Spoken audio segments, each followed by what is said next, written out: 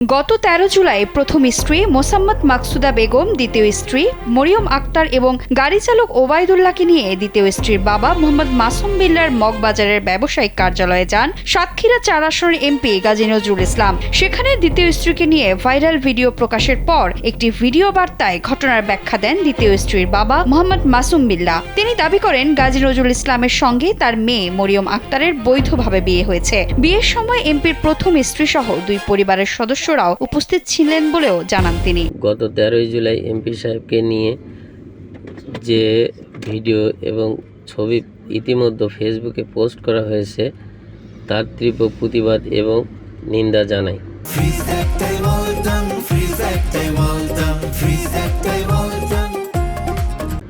এটি সম্পূর্ণ সামাজিকভাবে হেনস্থ করা ছাড়া আর কিছুই না।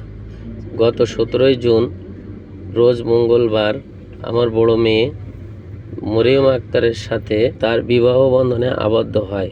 সেখানে তার বড় স্ত্রী সহ আমরা সকলে উপস্থিত ছিলাম। একই ভিডিওতে কথা বলেন দ্বিতীয় স্ত্রী মরিয়ম আক্তারও। তিনি দাবি করেন স্বামী স্ত্রী হিসেবেই তারা একসঙ্গে ছিলেন। পরিকল্পিত ষড়যন্ত্রের মাধ্যমে ভিডিওটি প্রকাশ করে তাদের সামাজিকভাবে হেয় প্রতিপন্ন এবং সম্মানহানির চেষ্টা করা হয়েছে বলেও অভিযোগ করেন তিনি। যেটা করা হয়েছে সেটা ষড়যন্ত্র করে হয়েছে, আর আমরা যেটা করছি সেটা বৈধ, স্বামী স্ত্রী হিসেবে করছি। আর যেটা করা হয়েছে এটা ষড়যন্ত্র করে কিছু মানুষ হেনস্থ করার জন্য, সম্মানহানি করার জন্য এটা করছে।